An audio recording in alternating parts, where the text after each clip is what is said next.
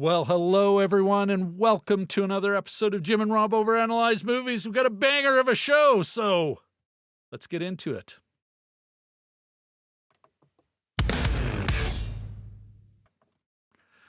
That's right, everyone.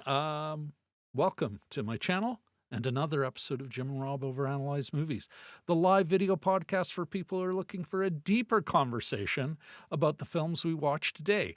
But before we get into it, let me shamelessly beg you for a like, a subscribe, and of course, maybe a little ringy-dingy of that bell. Boy, that's a long bell. Yeah, that's, folks, we do. I think we've got a great show for our 5th year.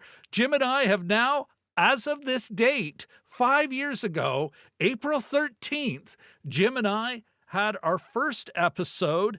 Well, let's bring the man, the myth, the legend on. And you can tell us, Jim, what did we do that very first time?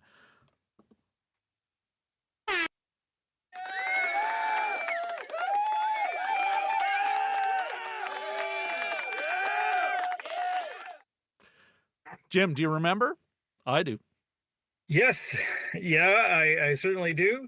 It was, I put on a tweed jacket and a tweed hat, I think, because I thought it and a bit of a, if I remember correctly, there was a bit of a mock turtleneck. Yes. Yeah. And you know, I didn't realize that April, the weather would warm up. So that lasted about 3 weeks. And then I was going to be dedicated to this, you know, we'd probably do it for a while. Who knows? Anyway. So yeah, I wanted to have it was my sort of my look. But anyway, the real question is, do you remember what movie we covered? Yeah. Prospect. Yes, sci-fi nonsense. Pedro Pascal, I believe, was in it. He was kind of the bad guy, sort of good guy. Long forgotten. Yeah, long forgotten. Well, I don't think people think of that movie when they think of him anymore. No, you know? they don't. There's so many, and now he's advertising AirPods and things like that. So, you know, he's all the rage. Yeah, that was that could have been, in retrospect, that could have just been a long Twilight Zone or Outer Limits.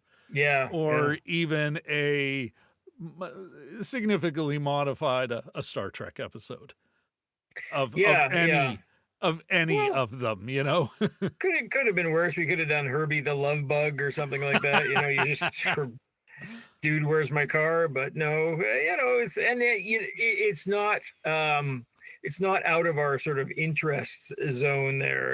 We No, tend to focus a lot on science fiction and speculative fiction and that futuristic films and that kind of thing. So yeah. it's No, sort of it's you're sort of absolutely right. It certainly wasn't. yeah. Yeah. Yeah. And you know what? I'm glad we did it. I do, Yeah. Jim. I want to take this opportunity to shout out one of our earliest fans, one of the earliest friends to the channel, like in that first 6 months, I think. Our man in Kuwait City, he's in the chat now.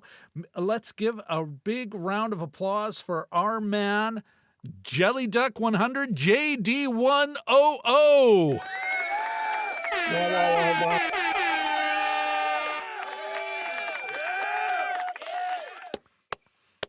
Great to Yes. see you in the chat, man. Great to see you here on our fifth year anniversary show. It's like our child has joined the anniversary dinner. I'm just kidding. Child. A grown-ass man Yes. living his life in Kuwait is kind enough to be one of those early subscribers. Yes. We Yeah. are well over 500 subscribers, climbing up to 600, Jim. Yeah, we are. 591 just the other day. From a movie I thought everyone forgotten about, the Guernsey Literary and Potato Peel Pie Society. We did a deep dive. I'll put a link up here. I can't believe the views it's gotten. It's even picked up a couple of subscribers for us. Oh, nice. Yeah, I noticed it was sort of gaining steam slowly but steadily throughout the week. Yeah, which makes me feel really good. Yeah. It also makes me think, Jim, we need to do what I would say is the other half of that, which of course is Fight Club. So, folks, forewarned is forearmed. We will be doing Fight Club sooner than you think. Jim, let's get into tonight's show, though. But before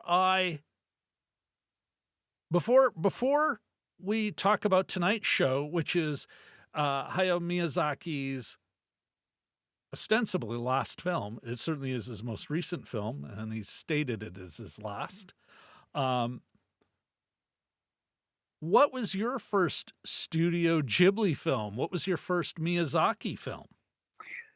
Yeah, I think, and I hope I have the details right here. I'm not a great chronicler of Japanese animation, despite having lived there in the 90s. But it was back when my kids were young. I think my wife was going out that night. My daughter was too young to stay awake for the movie, so just for me and my boy, we rented Princess Mononoke, and I didn't realize there was a decapitation in the first 5 minutes. So zoink, an arrow takes a guy's head off, and I said, Charlie, don't tell mom about this, and typical dad stuff. And yeah. Did the boy dime you out immediately? No, What'd you do today? We went and saw a movie. Yeah, it was great. Yeah. But yeah, all kinds of fun. But yeah, I think it came out years later, but yeah, I didn't get into much trouble for that. So. How about you? For me, Jim, it was Howl's Moving Castle. I don't know if you remember, like when specialty channels are really coming online up here in Canada. I had Super Channel. Oh yeah. And that was in Howl's Moving Castle was in heavy rotation. And I'm going to be honest with you, Jim. I was like, half the time, I'm like, I don't know what's going on here. Why is that character now an old lady? And what's the deal with this building? And I don't get it. It was really sort of, I'm not saying it broke my brain, but it certainly did confuse me a bit. And yet I watched it a lot. And it's a film I've never forgotten about. Oh, no. There's nothing about his work that I would say, though, and I think that seems to, there's always a hint of maybe not sadness, but poignancy Mhm. in his films. And that was there in that one.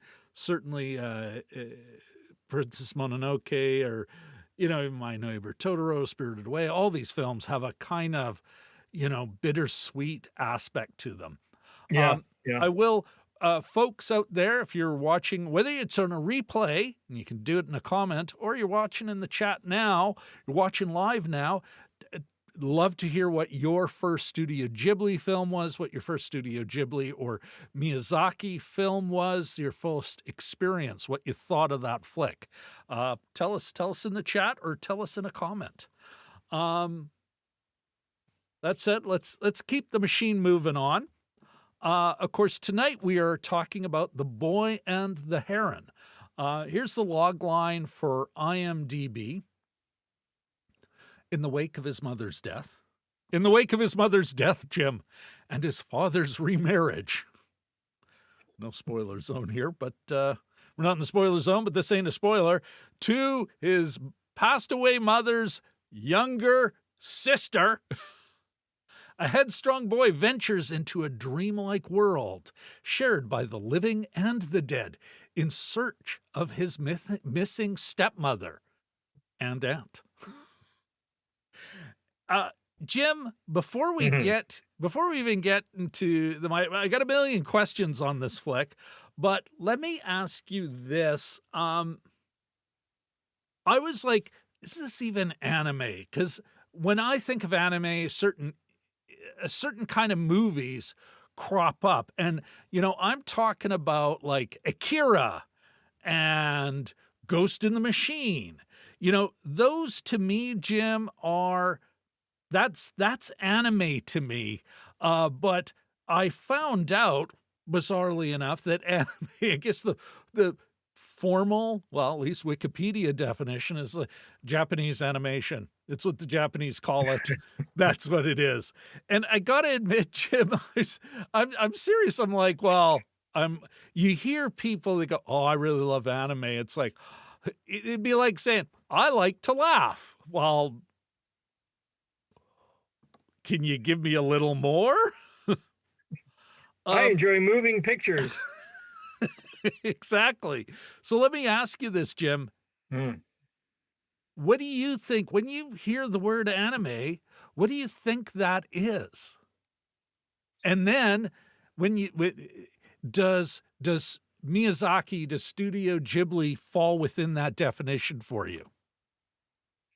Well, if you're looking at it in terms of its look, it pretty much covers almost everything, right? But in terms of content, if you're thinking of anime as the type of content, then it's, I think of things like Sailor Moon and those, endless, Yeah. series of books, almost like, there are comic books just go on The for years and Japanese years. version of Rocket Robin Hood. Like Yeah, this. yeah. Yeah. I had the when I lived in Japan, I had the good fortune of being literally about maybe 120 steps away from a bookstore, a honya, and it was filled to the brim with just these titles, and the spines are all out, and I couldn't really read that much Japanese. I could read a little bit, but it was pretty confusing. I just these bookstores went on forever.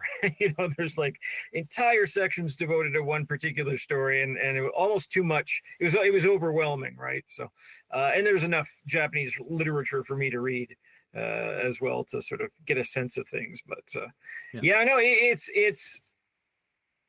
I tend to think of things that may not, and this is perhaps not fair, may not necessarily interest me initially, right? A lot of those serials. I gotta admit, like I said, when I think of anime, I think of Akira, I think of Ghost of the Machine. You mentioned Sailor Moon. Uh, you know, not Transformers, so that you can see the Japanese pop or Saturday morning cartoon effect on Transformers, Mm. but Transformers was an American thing that like was stealing some, or not stealing, borrowing taking inspiration from some design elements, like a look and aesthetic Yeah. Yeah. from, but I think it's like there's this weird sort of, I think of Saturday morning cartoons, violent Saturday morning cartoons. Yeah. Whereas when I think of Studio Ghibli, I'm like, oh, that's, if Ralph Bakshi or maybe Ralph Bakshi, or, well, Disney at its heyday, its animation heyday. It's like, Hmm. this is, it's a look. It's like Miyazaki is an aesthetic, but it's also a theme. Hmm. You kind of go, whether you're looking at Howl's Moving Castle or this, or what was the last movie he did just before this, Jim?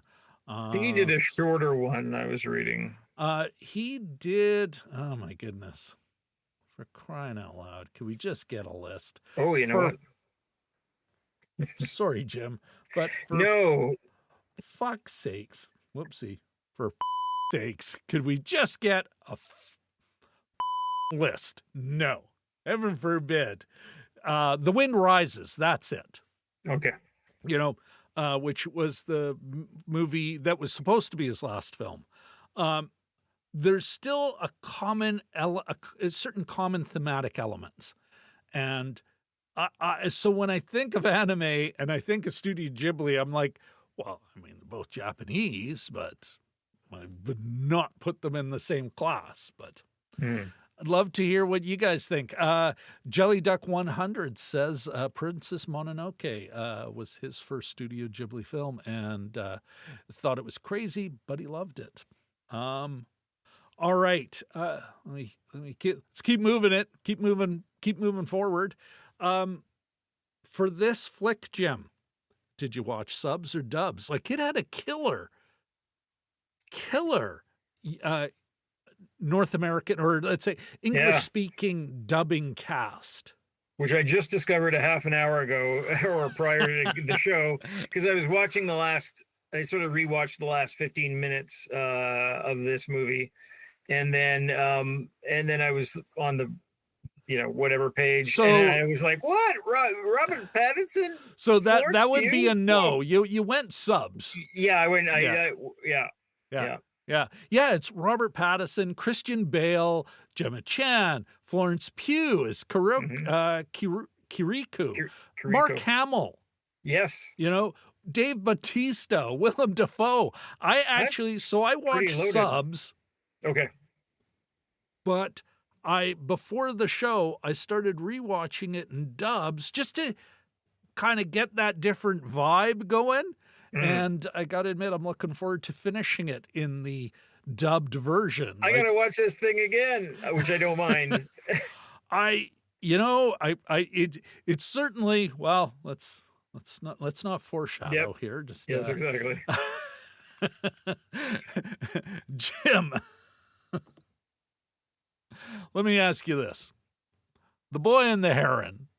Although I think we've both told, we've foreshadowed, we've spoiled our own answers. But Jim, I'll ask it for formality's sake: The Boy and the Heron.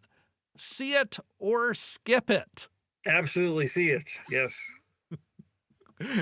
Ditto. I mean, yeah. See it again. I will be. Of course, that means it is time. It's time, Jim, to get into the spoiler zone. Now, I already gave out the log line, but I'd emotionally say it's a story about growing up. Not necessarily a boy becoming a man, but definitely a boy taking a few big steps towards adulthood. Does that ring true to you? Yeah, From absolutely. an emotional perspective? yeah, coming of age, under extraordinary circumstances in the middle of war after having lost your mother, and by the way, being this the wonderful carriage ride he has back to the States, saying, "I'm going to be your new mother. By the way, you're going to have a you're going to have a brother or a sister. Feel my stomach. I'm pregnant, so you're going to be an older son." And the kid's just like, "What?" I'm not. But Oh my exactly. God! Give me my hand back. You Yeah, witch. just like it was almost like it was almost like that scene, the pillows scene in Trains, Planes, and Automobiles, where Steve Martin goes back into the bathroom and he washes his face and he realizes John Candy's underwear is in there. It's like a bam bam kind of a situation. Yeah, but a very particular coming of age. Yeah, yeah. I mean, of course, there are other things going on in there, but yeah, I kind of like that Michael Jamin writer. He talks about here. You got to talk about the log line. Here is what the narrative is, but then you've got to talk about the emotional storyline, the emotional log line.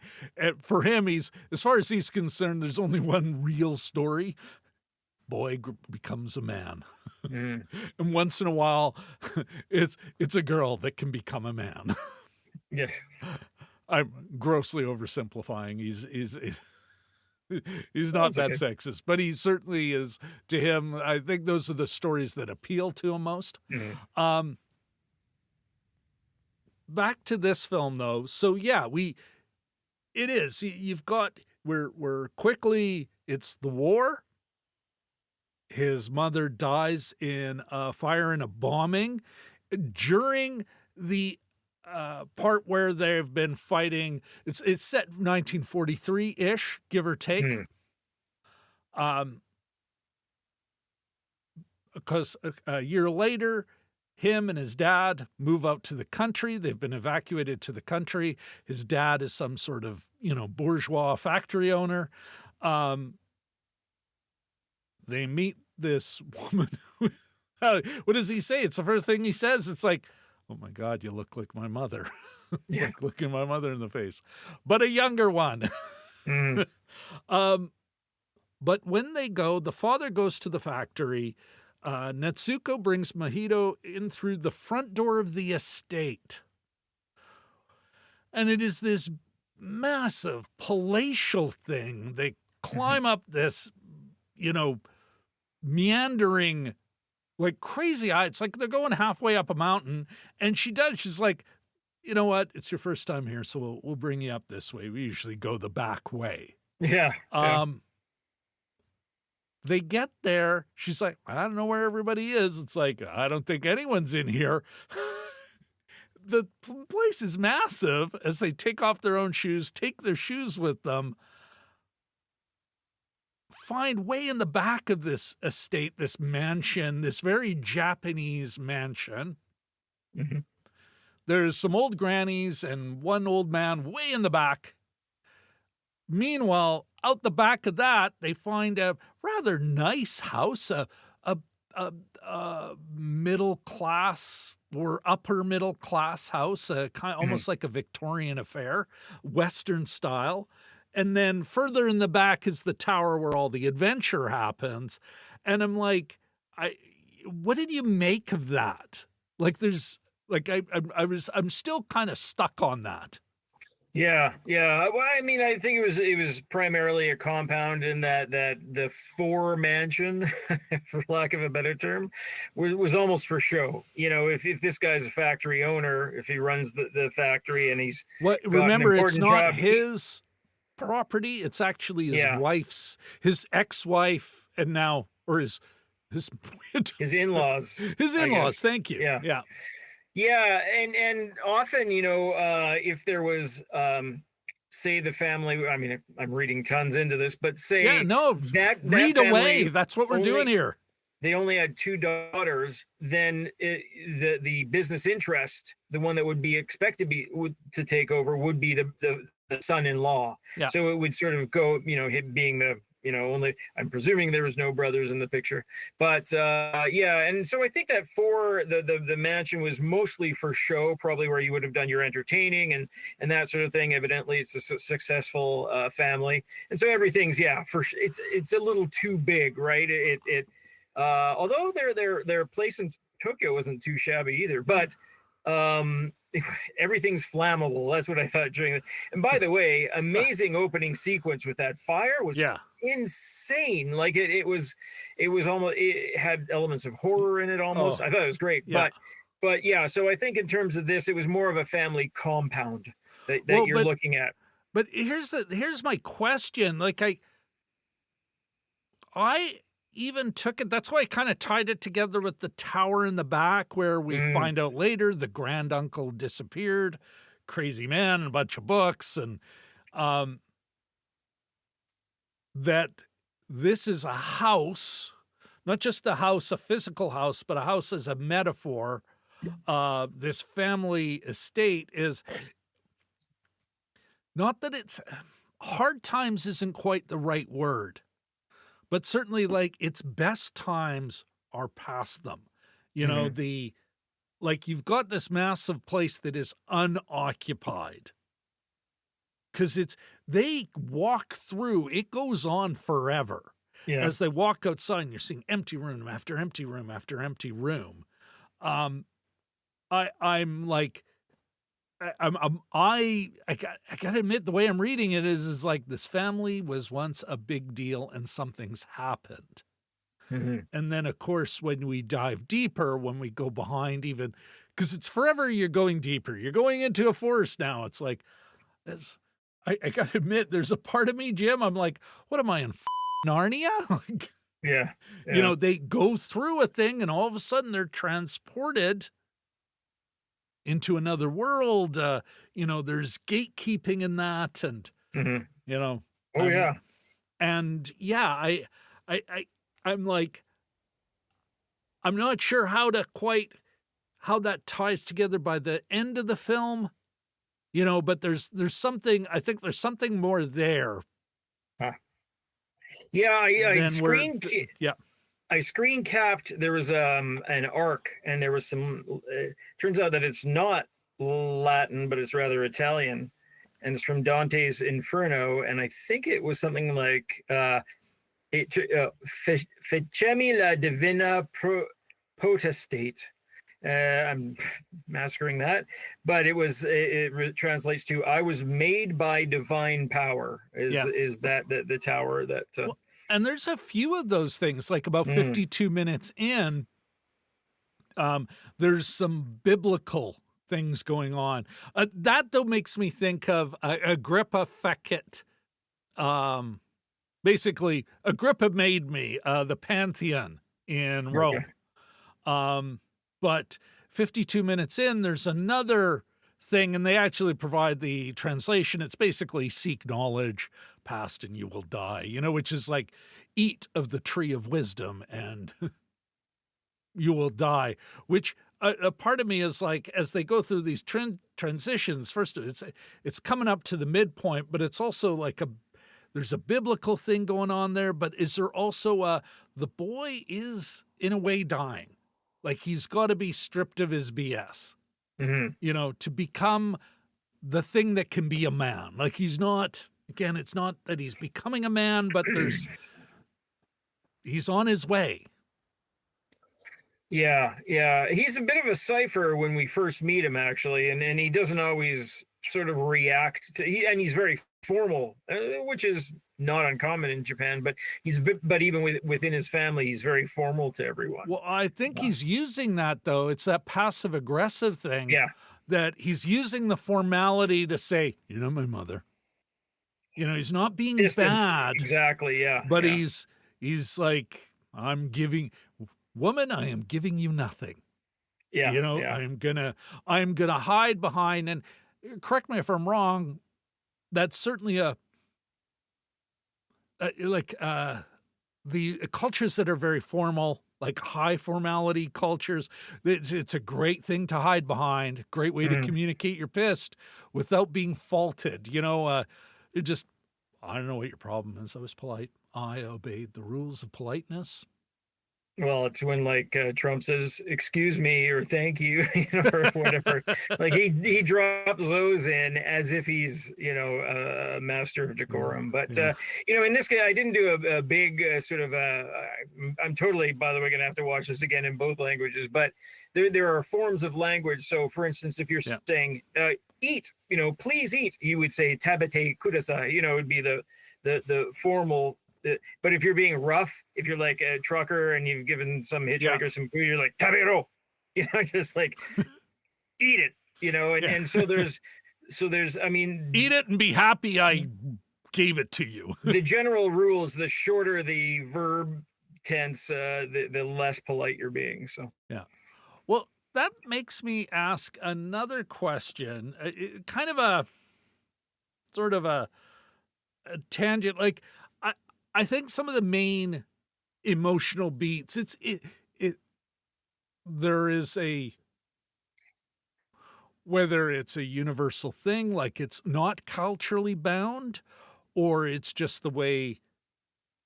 I mean, you can't take Miyazaki out of his historical context.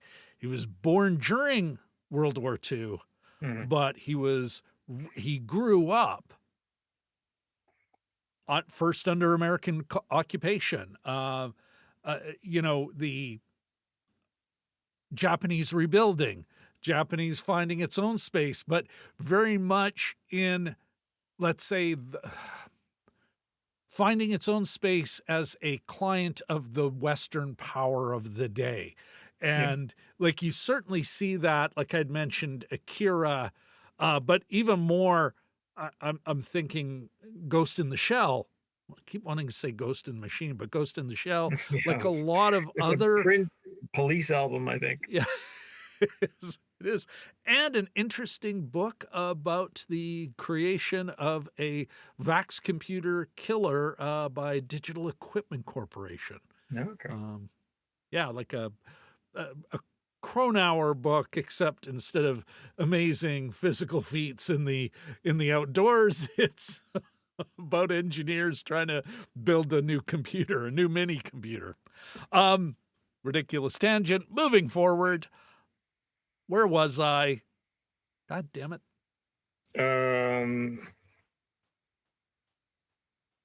Do we have one of those 10 seconds back buttons? You know what? It's all good. Oh, you were talking about sort of moral beats and yes. other beats, and Yeah. Is it what are we missing here? Is it I even as I wrote the question down, I'm like, is it possible to really feel, to hear what the director wants us to when we watch a foreign film? There's a part of me thinking, yeah, but how foreign is this film? Is given how much Miyazaki and post-World War II film is affected by Western culture, and even before that, since the Meiji Restoration, really, there's a lot of overlap. I don't know. What do you think? Like, am I talking out of my ass?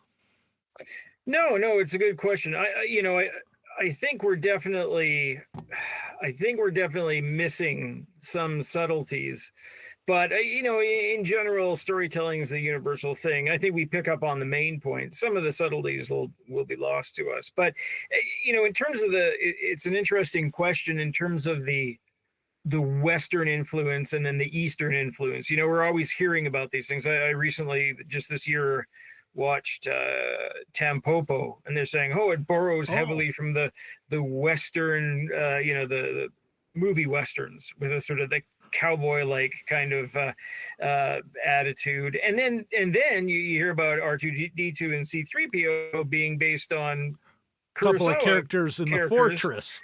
And famously, a bunch of American movies, the Magnificent Seven, etc., were based on samurai Kurosawa. movies. Yeah, Yeah, so I sort of especially wonder how far Kurosawa. back that goes. Like, was one in? Were they always influencing each other, Well, or it's like, yeah, what? where do you it's almost pick a film and it's that's where I start, therefore that is the influence in everyone's it kind of like going back to what we were talking about with well, what is anime? Yeah, You yeah, know? yeah. I mean, just to not to complicate it too much, and I didn't, Ah, complicate away. sure. No, I just sort of when Admiral Perry, or they had the blockade, and sort of the Americans forced themselves into Japan, which had previously been a closed society. And let me know if I get anything wrong, and be kind, because I didn't I didn't pre-study this. But that's only a few decades before film, for instance, was created. And most of the storytelling I think we're used to these days sort of happened mid 19th century, right? So that developed as the world was getting to know Japan. How closely are these things related? Yeah. It's actually kind of interesting. You wonder how one impacts the other. Well, that's kind of part of what I'm thinking about, you know? Yeah, and I think you have to go away. It's almost chicken and egg stuff. And that would, I think that would, I'm sure there's tons of theses made somewhere in Yeah. about this subject, but it's pretty actually interesting to think about. Yeah. Um, Jim, another thing I think, yeah, we could dedicate a show, but it's almost, well, you know what though? This is the great thing about watching film that's outside of your culture. Mhm.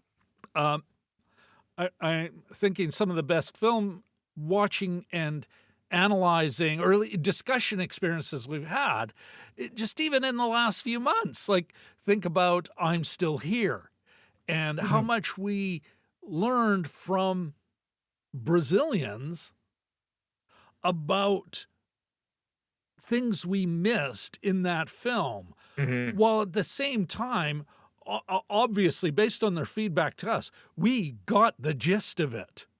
Mhm. You know, and I think The Boy and the Heron, at least, or regardless of where it comes from and the influences on Miyazaki, it, we're getting most of it.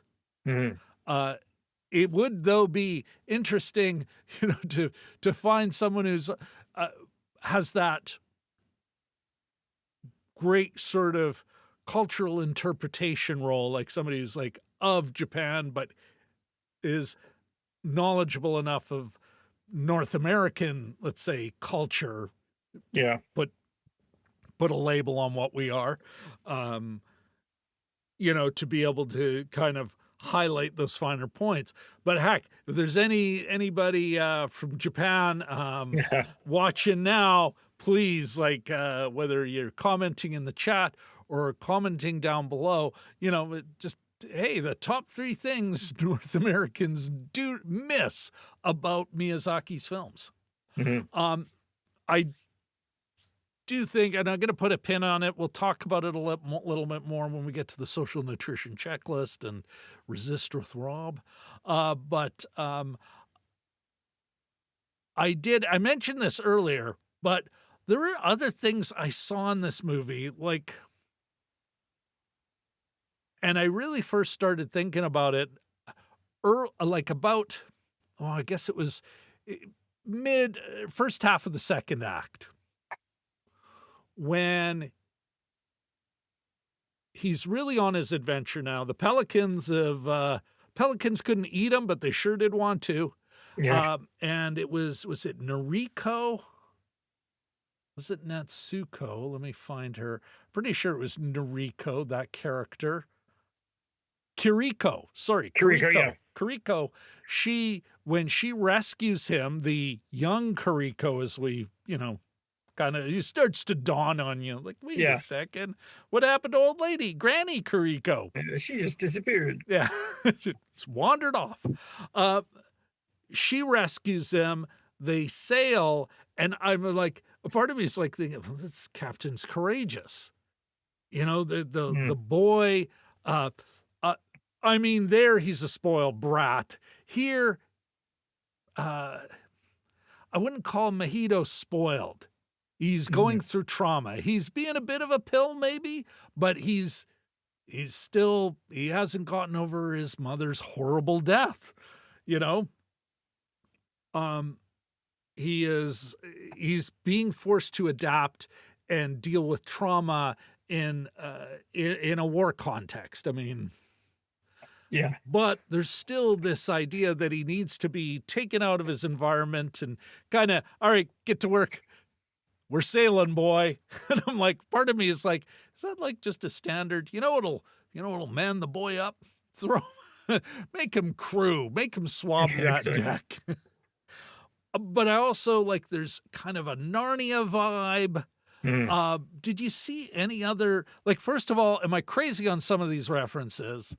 And then was there any film references or maybe not references, but things you saw in this film that made you think of other films? Yeah, there were a couple of choices that first of all, I was worried that this might turn into a classroom bully drama when he was confronted. Thank Yeah, God they dispensed with that, because I mean there's a lot of Japanese literature that's based on sort of the school system and that kind yeah. of thing. So I'm glad that they veered away from that. But So no, I they had did. like the British, Yeah, you know, the school there. novel. Yes. Sorry.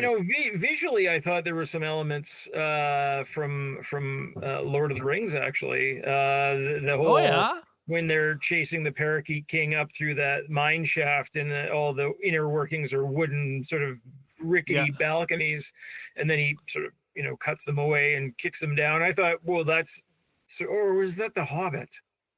Yeah, the Hobbit. Might have been The The Hobbit. yeah And the now I'm started, well, which came first? Yeah, that's true. Anyway, Yeah. some Yeah. J.R.R. But it there, made you think and of it though. yeah, and there was a couple other things that we encountered that made me think of Lord of the Rings. Well, all six movies basically. Yeah. But just I mean, there weren't. It's not like they were stolen or anything. Just sort of a No, hearkening, I guess. Yeah, references or yeah. and some of these references are, maybe had no intent from the filmmaker, but we have our own store of Mhm. experience that we're like, "Oh, that reminds me of this." Like Yeah. I mean, I really while I felt Narnia, I really wanna qualify. I'm like, "No, no, Narnia, the Chronicles of Narnia Mhm. are a different thing." That's but just the idea of going into a wood and into deeper, and then all of a sudden you're in a whole new Oh, world, like a world yeah. larger than makes any sense. Uh, Larger on the inside than it is on the outside, I yeah. think is really sort of, a neat kinda storytelling thing. And the first time I Mm. experienced that was in the Chronicles of Narnia.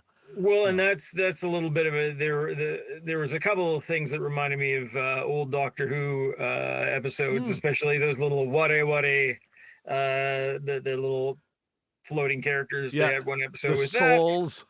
but strangely, and I'm gonna qualify this, I thought they did the landscapes very well, and they were drawn really not just pretty Painterly. painterly, but also sometimes those woods get pretty thick and sometimes they're Yeah, difficult to walk through, and you'll have a tree on the shore of a lake and you have to duck to get around it. Like yeah, these weren't the landscapes weren't drawn for the characters convenience. They yeah, were actually like wild bits of jungle, and you're forever having to bend under things or climb over things. It sort of reminded me of the book version. This is going to be underwhelming probably, of Pet Cemetery, when Stephen King, not my yeah, favorite one of his books, but I think I read it a second time years ago, and I thought the wilderness, because there's little sections of forest that are sanctioned off from each other, a little secret, and that's where yeah, the mysterious pet cemetery is. But it sort of reminded me of the same kind of thing, that you get the sense that these are not impassable, but they're wild forests, yeah. right? They're And they're not, wild, dense, yeah, thick. not Yeah, just one track, and but that's when I was watching it, I sort of thought of that a little bit. Yeah. Yeah, no, and that's very much a Miyazaki thing. The woods are Mhm. never they're not what was the movie we saw recently, Jim, that also had a nature that wasn't oh my goodness, Flow. Oh yeah, oh yeah, okay, You yeah. know, another Oh, yeah, natural world that is it's not it's not threatening, but it is dangerous. It's truly yeah, wild. It is yeah, not like yeah, like you say, it's not all drawn to make it easy for you and I to wander through like Parks yeah, Canada had laid down a path and said, "Oh, yeah. stay here and here's an interpretive point." And yeah, we've cleared this out. Great pictures beyond this point. Yes, You yeah. know, get your Yeah. selfie here. Don't deface the interpretive signs, please. Yeah.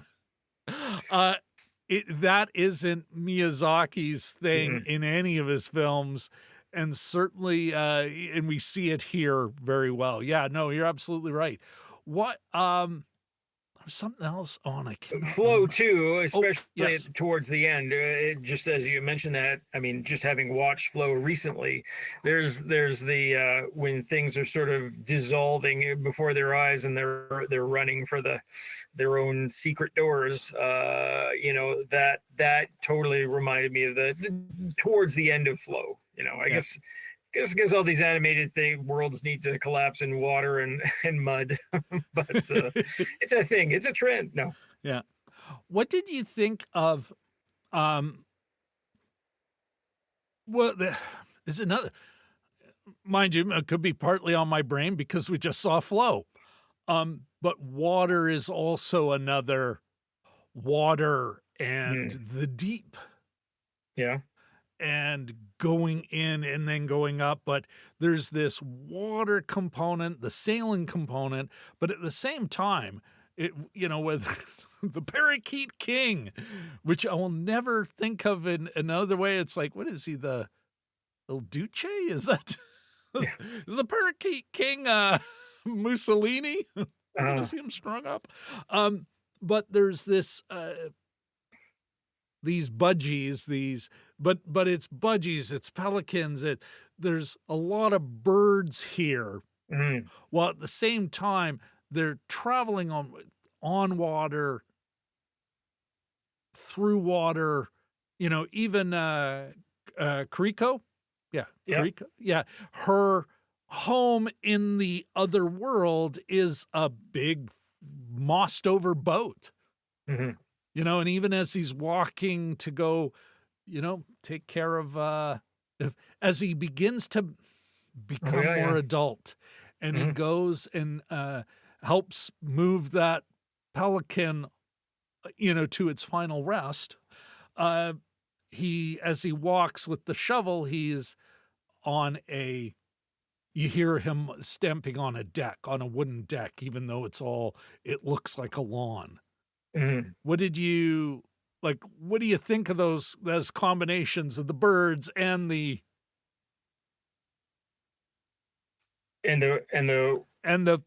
water? Like, I mean, the water, there's yeah. water, there's forest, but if there's another character other than Lady Himi, Mm. or like there's a few humans, but otherwise it's birds. Yeah, yeah, no, it's definitely, the thing I most appreciated about that is they didn't Disney, for instance, always has those anthropomorphized uh, animals. I mean, these animals talk as well, but it's not in that same cutesy way, and they can actually be kind of grotesque as well.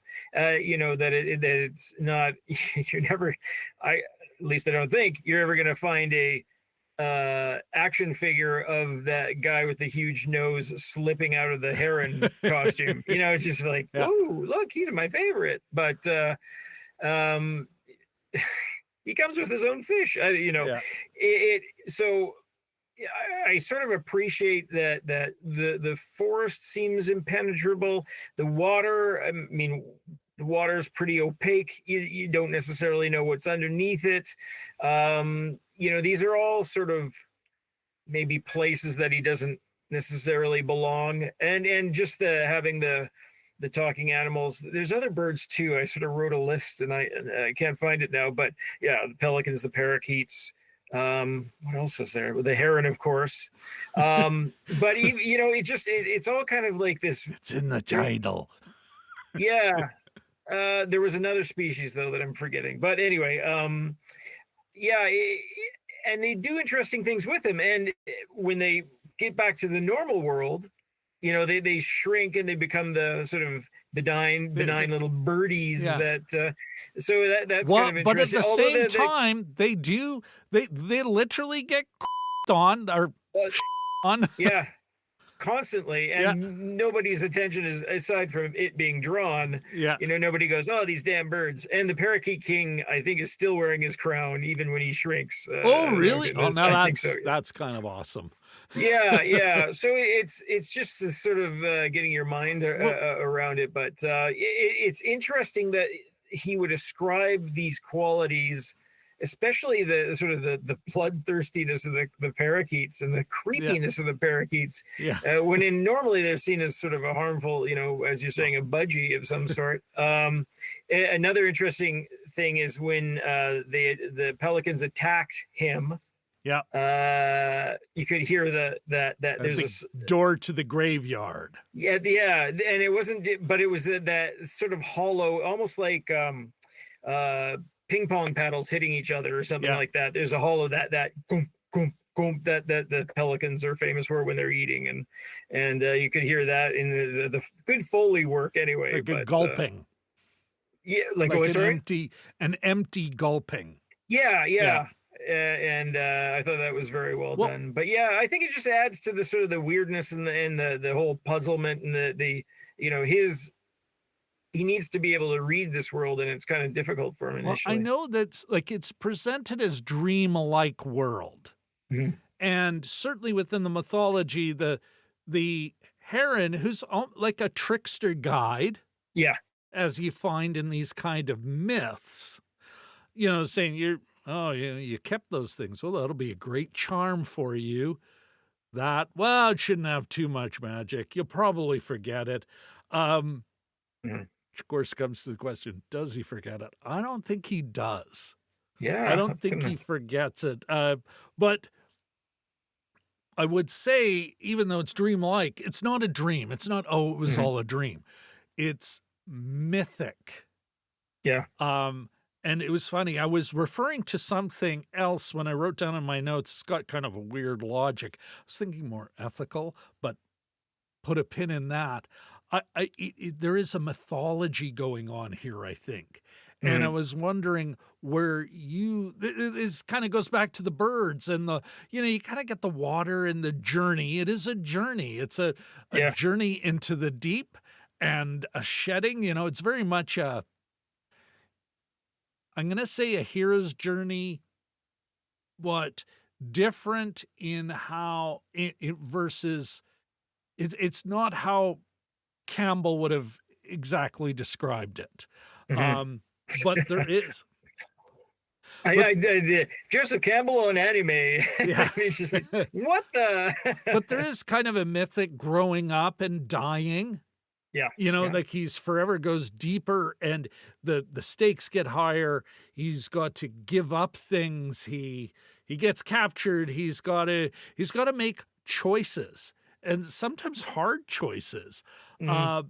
But there's kind of a logic to it.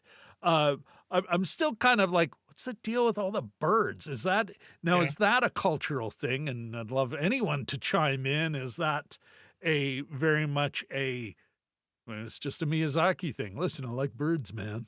Yeah. The old man Japanese version of I like birds. But what did you think of the weird sort of dream world mythic logic of this place and of its demand of him?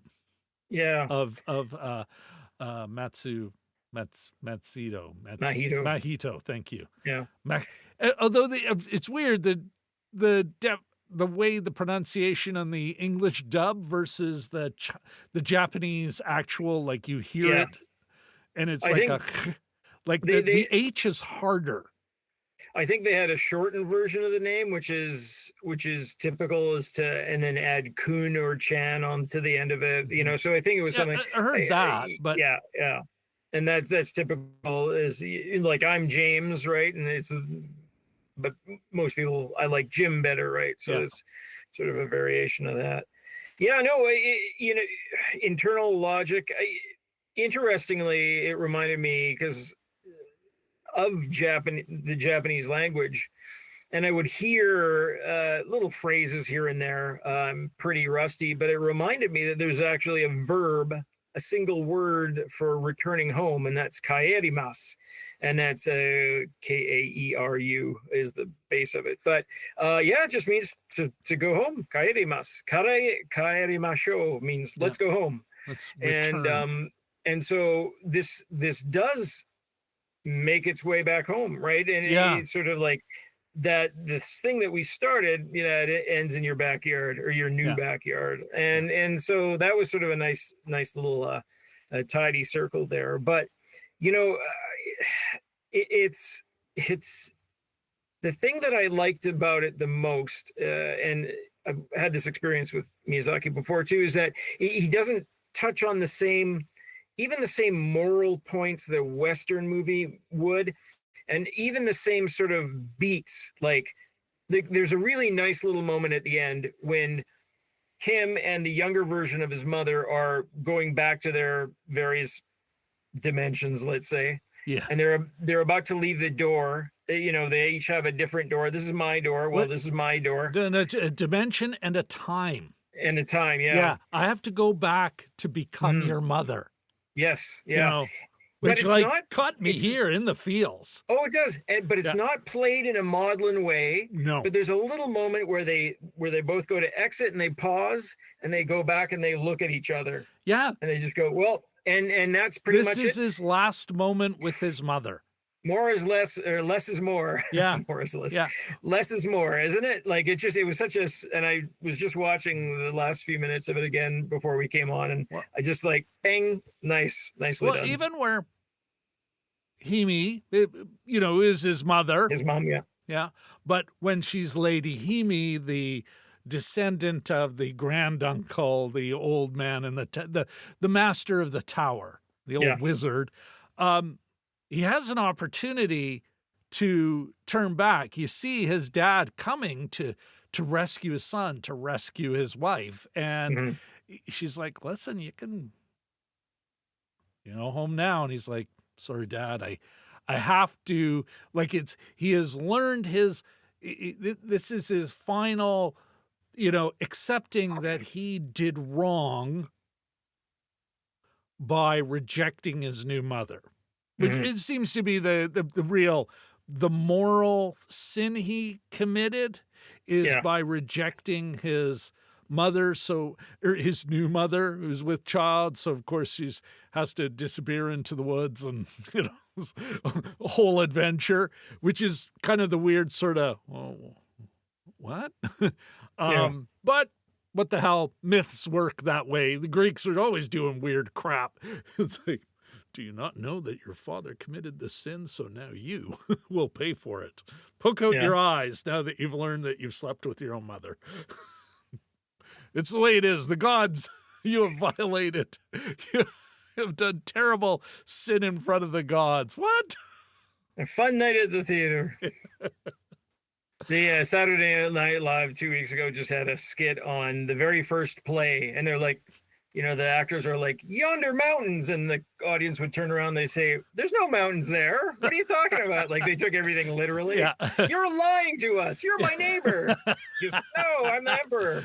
I thought we agreed to this already at the beginning. It was actually pretty conceptually smart. It was a I good thought bit. it was well. Yeah, yeah, Um, back to this though. yeah, There's that moment. Now I don't even know why I was talking about it. Oh yeah, but there is a kind of weird sort of, you get why, and he does. Like, I mean, the story beats are there. yeah, Uh, yeah. he's got to go back. He's got to. It's the final push. Mhm, It's Luke kind of getting all depressed. Then he's like, oh, well, we got to go forward. How can I be true to old Ben's memory Mhm. if I don't finish the job? Yeah, yeah. Of course, there's still further tests, as there was for Luke. There is for Mahito. But the one thing I was kind of like, I'm wondering, Jim, perhaps your cultural, like, I don't know, does this make sense to you? Like your years ago cultural experience, living in Japan for a couple of years there.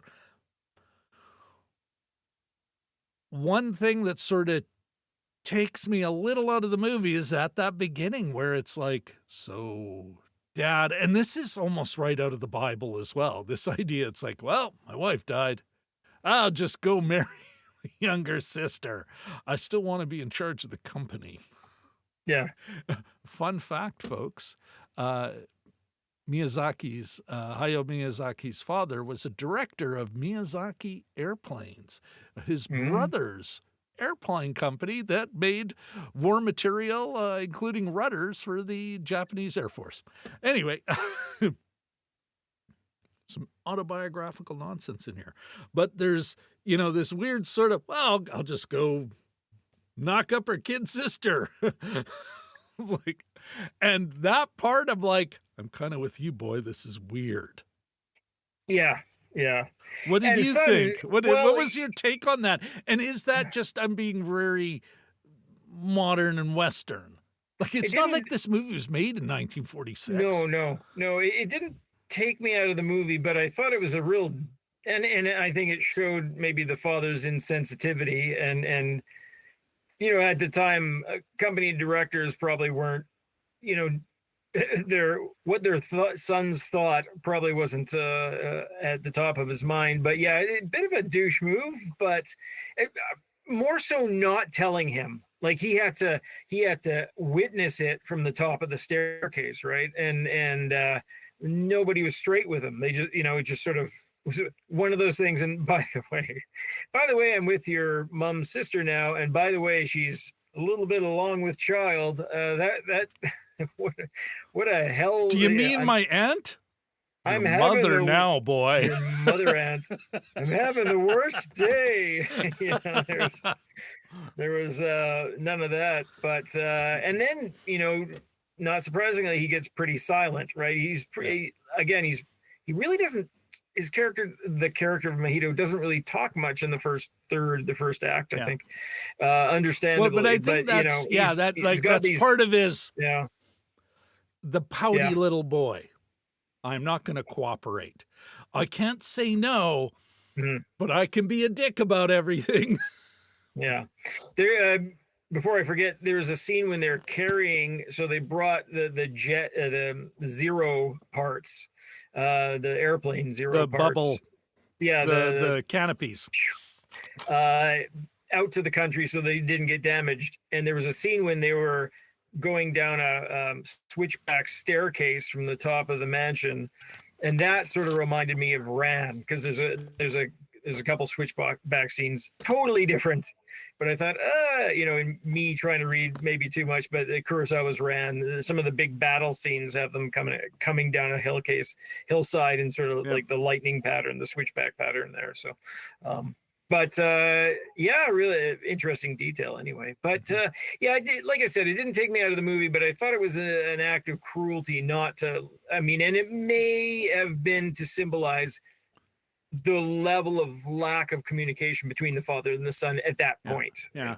And you know what? It could also be just to give us a bit of a sympathetic sort of view.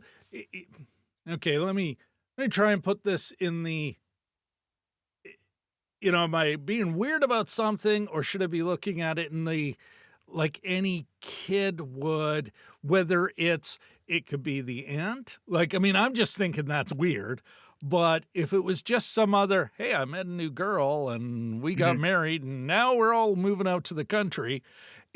There is an element, like any little boy, any little girl would feel like I'm in charge of nothing. No one tells me and I have no say. This is Yeah, yeah, and and the then fact. some of that could be just that. It is a Mm, part of growing up, recognizing, like, take a few years off the kid. He's like, well, I don't know. I guess I'm going where you're going. Wait, don't leave me behind. You reach a point as you grow up where you're like, what? mhm. Why was I not consulted?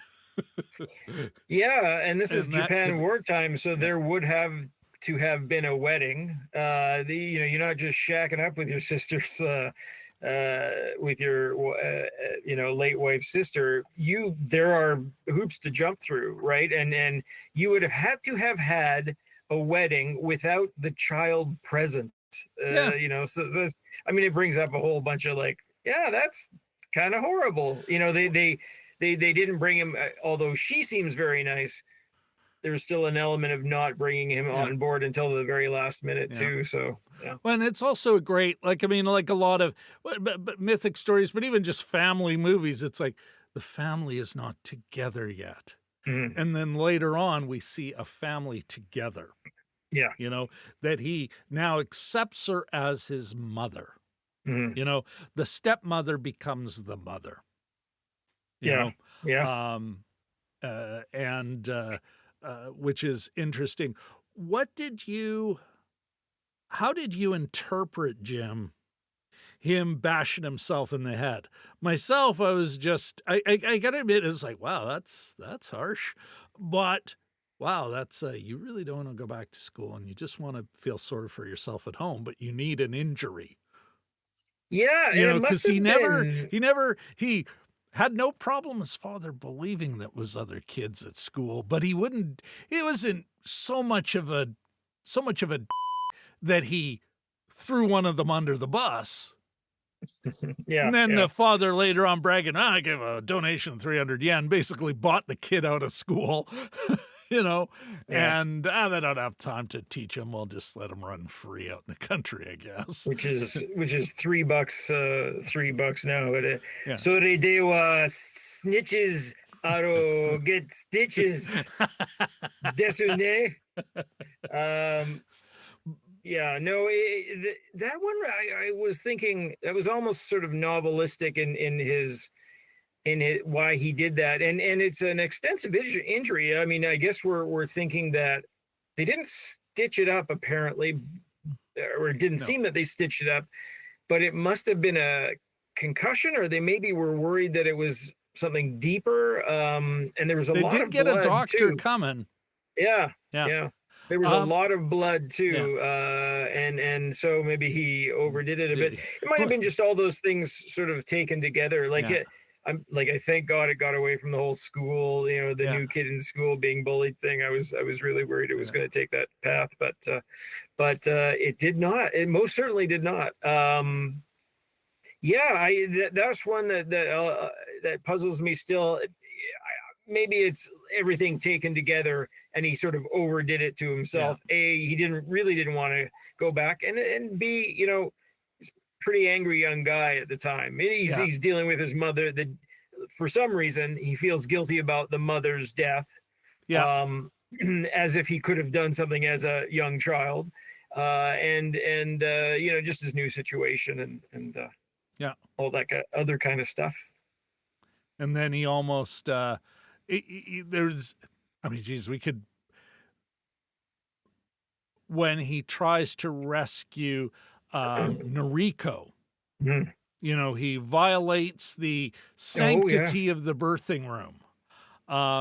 But in part, how they're separated, he does. It's like a there's a motif there that we see in his dreams. We see in that first scene, which is repeated here as he reaches and he says, "Mother." Mhm. Um, but with the bits of paper kind of mimicking Oh yeah. Yeah. the flames Mhm. of Mhm. earlier his dreams and his earlier, trying to get to her.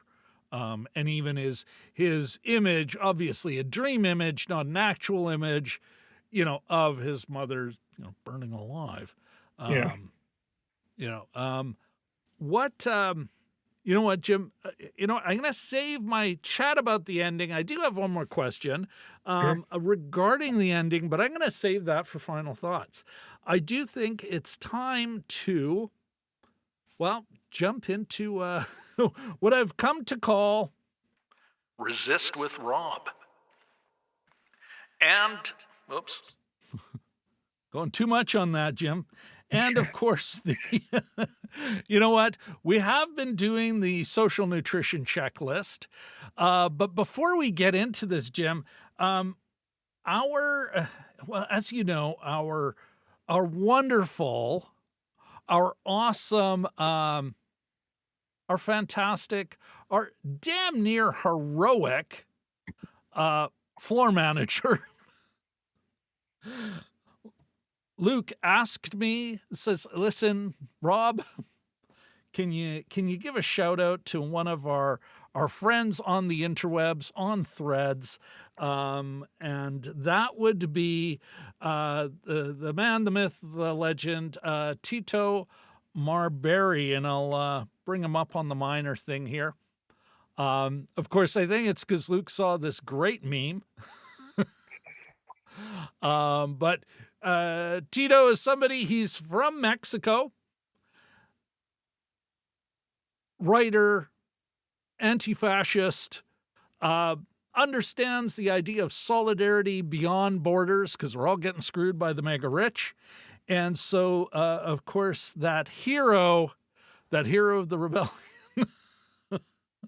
our man, our floor manager, Luke, said he's flying the flag of solidarity with our Mexico brother, with our brother in Mexico, and wants to say, I'm Luke Skywalker. I'm here to rescue you. And so, yeah, Cheeto, great meme up there. Keep doing what you're doing. And yeah, let's get back to this and the social nutrition checklist, Jim. For this, it's got a big fat 0. And part of it is because, okay, would it have gotten a reframe stamp? No, it would not have. I gave a question mark on, is it union made? I don't know. I'm not saying that there are no film production unions in Japan. I don't know. And it's almost impossible to find out. I left as a question mark the Bechdel test, and I'd love to hear your thoughts on that. But certainly, it is definitely not there's just no working class perspective here. This is a young boy of the bourgeoisie.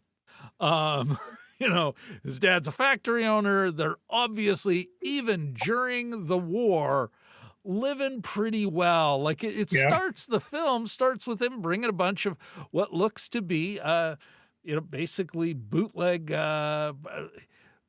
goods, canned corned beef, cigarettes, coffee, this stuff that's, I suspect, 3 and 4 years into the war with the United States would have been incredibly difficult to find. And real sugar. A big bag of real sugar. Yeah, exactly. So, this is not the story of a working class kid trying to figure out his way in mid 20th century capitalism during a huge imperialist war. And that, Jim, makes me think of I want to workshop with you as part of our with Rob thing, another way of maybe looking at and analyzing a film from that perspective, instead of just doing a, rather corporate friendly little checklist, maybe looking at a process, tools that we could all use. And of course, I really like, and we talked about this before in our show about the MCU and propaganda, I think there's something to be said for the Harmon Chomsky propaganda model. but I want to change a component of it, make it the Rob's modification, or a way to use this model to talk about film. Of course, financial ownership, who's financing the film, who owns the studio, I think is still a perfectly great place to start. That is the first filter. Movies are, let's be honest, movies are expensive. You know, it's even a $10 million little indie, a plucky little indie, that's $10 million. This is not something that you and me, a few folks, can scrape together, a scrappy little community theater, you know? Yeah. It's millions of dollars. So financial ownership is definitely the first filter. The second filter now when you're looking at media, like the media news, the news stories, that kind of thing, advertising is a great filter. I would say advertising is certainly a component. Subscribers, the purchasers, the streamers, the people who will, if you've got a studio producing the movie, they're thinking about their customers. You know what? So I would add not just advertisers, is this an advertising friendly film, but also, is this something Netflix or Amazon would ever put on their platform? You know, like that's going to be another filter. That's going to be another thing when they're looking at a project, whether or not it ever gets a nickel. Jump to the fourth filter. Flack is always a problem. Look at how Star Wars, it's like, oh, we can't get rid of the black guy, but we better sideline him. Oh, the Asian girl, the whiners, the critical jinker, and all those other dicks, they're whining about that. Okay, get rid of her. That's Flack in action. You know, these right-wing MAGA eggs who can, eliminate a character just through their whining. The fifth filter, now here it's anti-communism, but I'd say it's anywhere ideologically. Does the film, you can look at a movie, Jim, I think, in the same way. It's like, what does it want me to be afraid of? What does it want me to like? What is it for? What is it against? And how does it make it look? Like, I mean, Jim, you and I have talked about this before. Certainly in a Miyazaki film, it's like, yeah, this is a man who's not a fan of war. He never presents it in a positive light.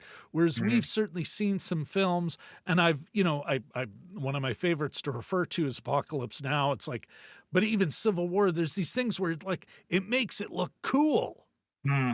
And it's like, well, I know they say it's anti-war, but certainly seems to make it look awful fun, heroic, So I think that final filter is when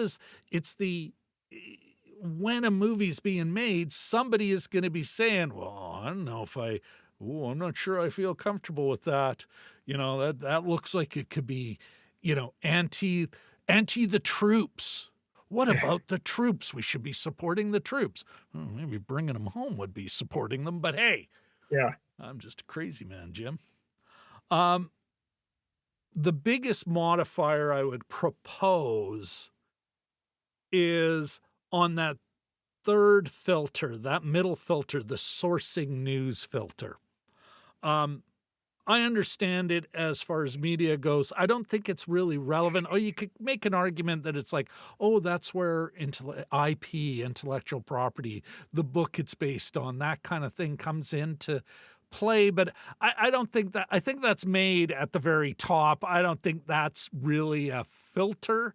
I would put the creator there. They are a very important filter, Jim. My argument, and I'll use Miyazaki as an example. Interestingly enough, this is very much an autobiographical film.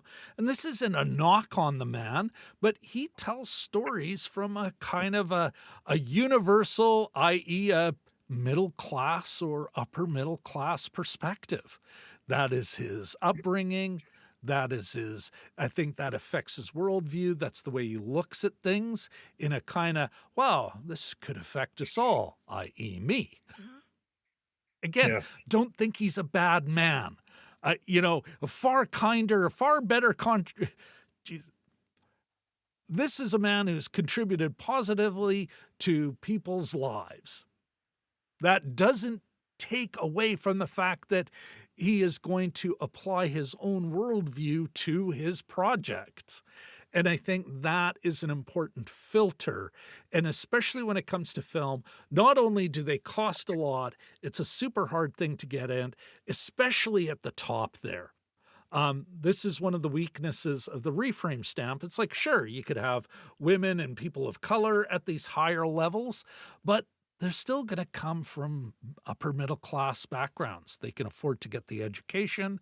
They can afford to move to LA or whatever that big center is in the country, the subject country, to be there, to be supported while they earn their way in. It's why they're all Nepo babies, because they're the only ones who can, pardon my language, but they're the ones who could make it in there. They're the only ones who can break in, unless they're a movie star because they won the genetic lottery. And there's something kind of disturbing about that, because if you're poor, you win the genetic lottery, there's a good chance you're going to be exploited in the worst possible way. Whereas if you're, say, somebody like Ariana Grande or, one of these people who came from a wealthy background, had a lot of support, there's going to be protection around her. I'm not saying that she's had it. I'm sure that plenty of creeps have creeped on Ariana Grande, but I'm like, there's something worse that's happening to the Demi Moores who came from a poor background, were whisked up, I can only imagine. Yeah. Anyway, that's kind of my thinking. That's where I'm going with a possible new model to look at films. And I think it's also more practical, as I elaborate this model, this Rob's modified Harmon Chomsky propaganda model for film and television. I think this has got the ability to be then as a tool for anybody to think about film, to critique film, when they're trying to figure out where it's coming from thematically, politically. What I don't know. What do you think? First, did it make sense at all? Any immediate questions, or so many questions that you're like, I don't know where to start. Within the creator category or the third stage there, you could also have, there's probably elements of self-editing at play that not just origin or source, but who they don't, there's people that don't mind, that can just speak plainly and don't mind pissing people off or potentially pissing people off in this world. I'm not one of them because I'm a little bit jumpy about that, but for me, the self-editor is sometimes riding pretty high. And if you transfer that to your creative works, that's probably not a good thing either. Well, you know what? That's a good point. And I think that's the other way that creator filter works. The pre-editing before you even pitch a project, before you even try and say, pick me to the financier and that other classes like that, you're like going, don't worry, I won't say anything crazy. I keep my politics at home. Heck, I don't even politics. I don't have politics. I'm about escapism. Yeah, no, absolutely. It's the that's working there as well, I think. But that it is at a creator level, whereas in the news, I'd say the writer there in a news piece, in a lot of ways, until they get really high up there, they're media workers. Hey, my editor told me to go find out the basics. There's a kind of a standard template you follow. You go hustle, you find the story, you get the information, and the editor will take care of the rest for you. You know, it's somebody else writing the headline. It's somebody else moving stuff around. Like there, I have less of a problem with most reporters because it's like I'm not blaming the Ford factory worker because Ford does something. You know, it's the same thing. What problem am I going to have with the reporter? You know, most of the time they're workers trying to make a living, doing what the boss told them to do. You know, Yeah. and Jim, as much as I love to take a big talk with our little podcast here, I was a great self-editor when I worked at the city. It's like, you bet, boss, whatever you need. You know, and I Well, made Hmm? aren't we all? Aren't Yeah. we all Well, sometimes, you know? like, I mean, and that's part of it because, you know, you're a worker you're a worker, you don't have a bunch of wealth to lean back. Oh, don't worry, I've got money for my great-great-grandchildren to live off of. I'll Yeah. be fine. That's not the way it works, you know? And anything else you want to add to that before we move on? I got one more thing in the resist with Rob portion before we No, get to final okay, thoughts. take it away. All right. I do think, Jim, and I mean, I have complained about this stuff before, but I think it bears. It's such a horror. It's one of the reasons why I think it's important to critique films so you can both enjoy it and critique it. Jelly Duck's got to go. Let's just quick goodbye to JD100, JD100.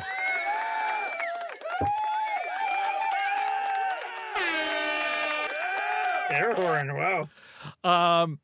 I do, Jim, like maybe we should be lobbying for Jelly Duck 100 to be the new James Bond.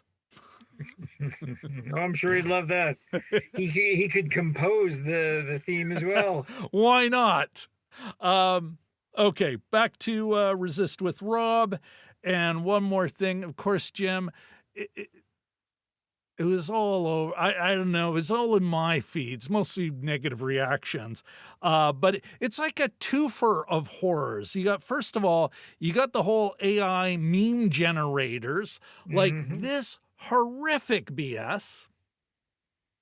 Like just, Yeah. what the fuck? Oh my God. I did not. Oh my goodness. I did not mean that. Well, at least it covered up the F sharp there. But there was also this. And I cannot think of anything more antithetical to Studio Ghibli. All their films, whether they're by Miyazaki or his other collaborators in that studio, you know, there is nothing about Studio Ghibli that says, let's celebrate cruelty to migrants. No. Let's, you know what? Sure, they might be. Look at these friendly, soon to be or just have been war criminals. How did you put it, Jim? Oh, I forget what About Guernica. Oh, yeah. I was just saying, many people don't know that Picasso did a Guernica from the other point of view. It's like, listen, war criminals or crimes against humanity need their own painting. Yes. Yeah, Jim, I'm like, to use those AI meme generators, you're siding with these yutzes. It's just fucking what? No. Yeah. So never mind. Fucking stop. Just enough. Quit doing it. It's horrible. That said, it's also time. I've had my rant. I think I've made a contribution to the possible way we can resist. Let's get into back to the boy and the heron. Final thoughts. Final thoughts. Jim, I do have one more question for you. Sure. Just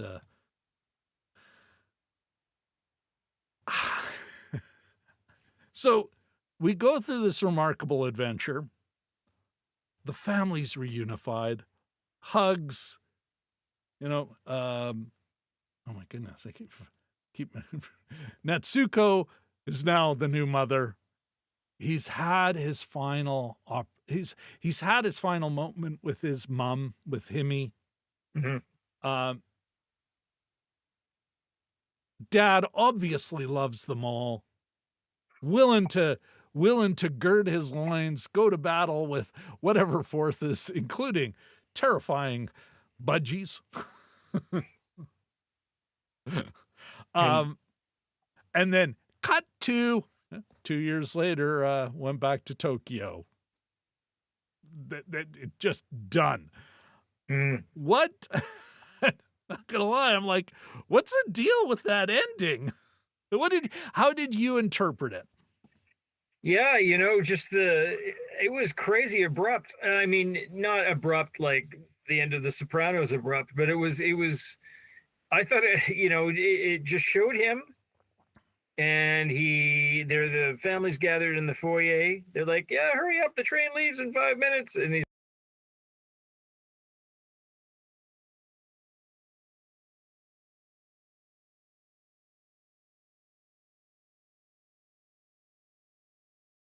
Holy doodles, folks.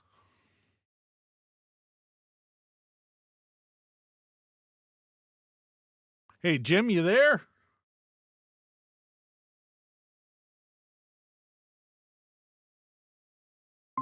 yeah.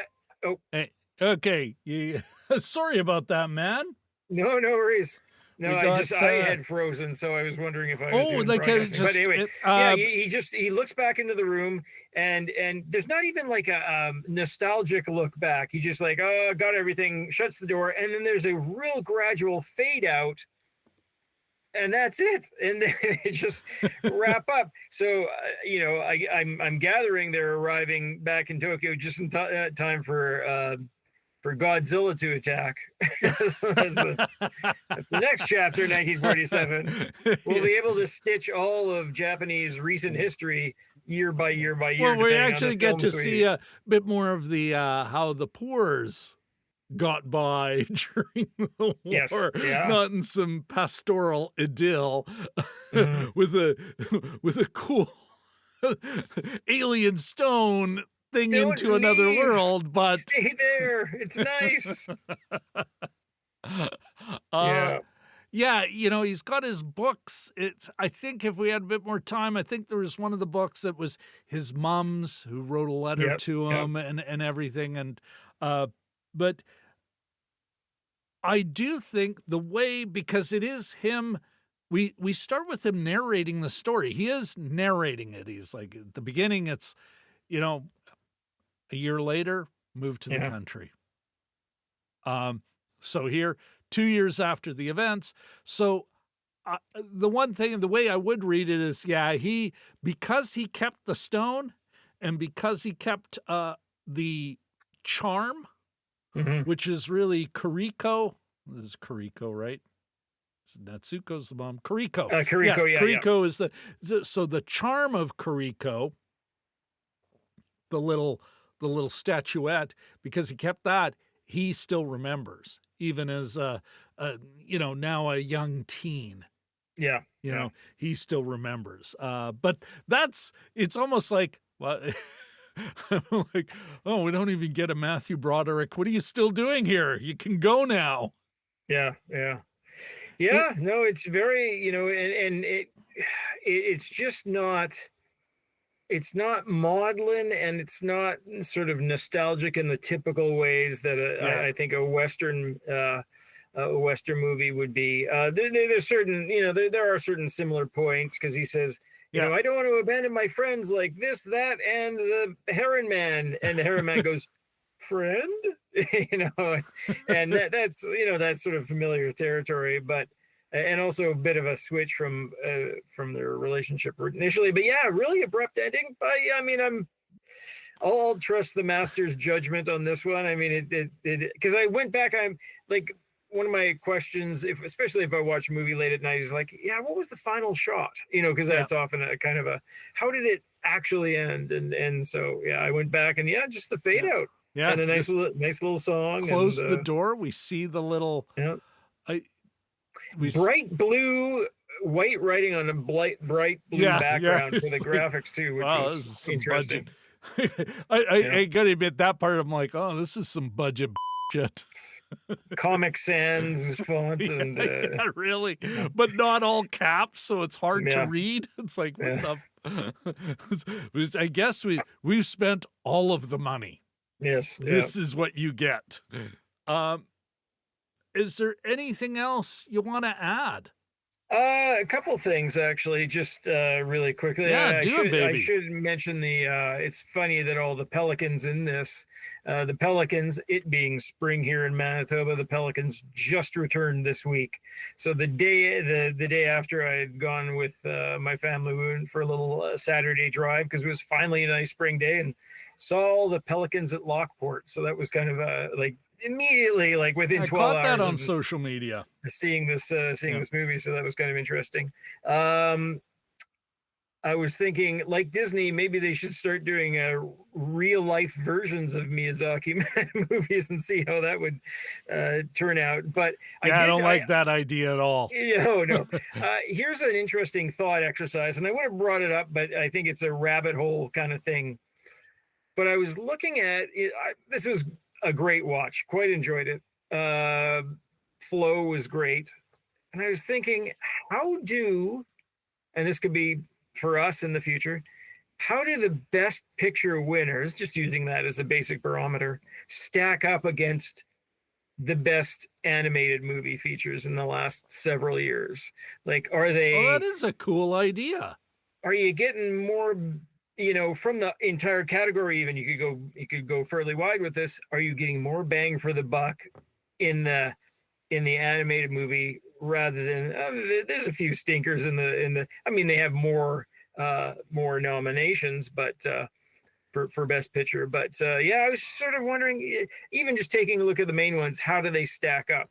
Especially now that Pixar's not winning everything. It's interesting that different companies in different countries are getting the best. How animated much of feature. that is Pixar wins everything, but how much of that is just because we're not seeing other great animation?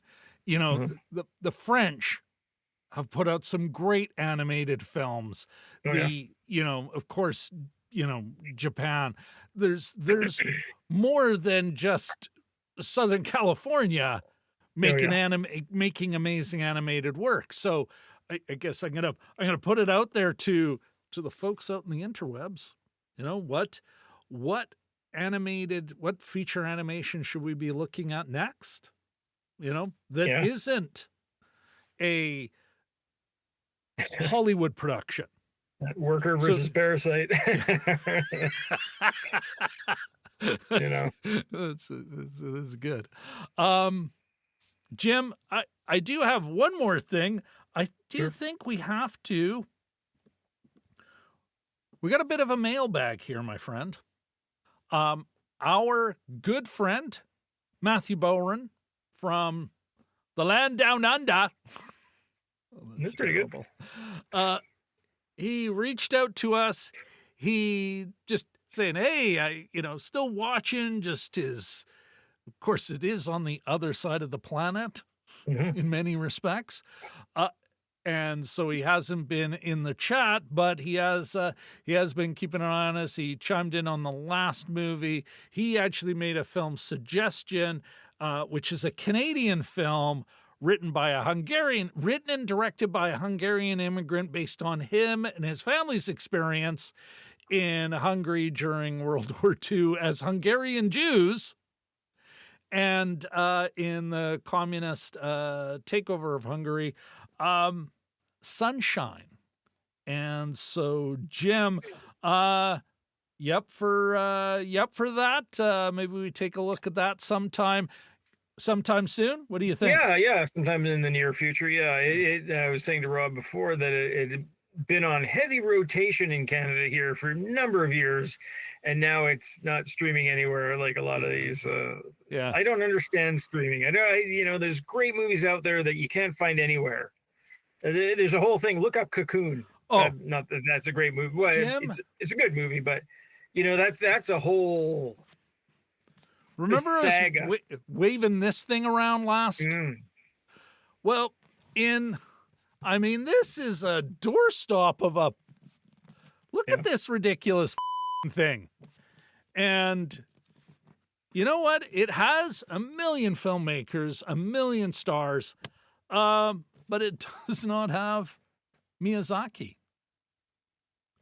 He is not in this book. Mr. Thompson, it's like, I do not find Hayao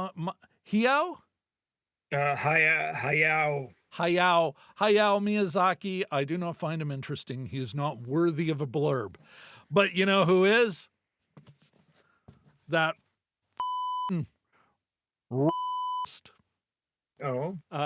Cosby. Which one, Rob? Well, this is in there. Mel Gibson. So there's, rest assured, there's coverage, just not the humanist Hayao Miyazaki. Hayao. Hayao. I think it's Hayao. But all right. Well, listen, folks. I will one more time ask you for a like, a subscribe, and perhaps a ringy ding of that bell. Look at that. AI. It's AI. It's all AI. It's nothing of the sort, folks. We're an AI-free operation. Folks, thank you all for coming out tonight. Really appreciate it. Yet again, another great show. Feel free to please comment down below to everyone who's watching, kind of lurking in the background. Thanks for that. Anyway, good night, everybody. Good night.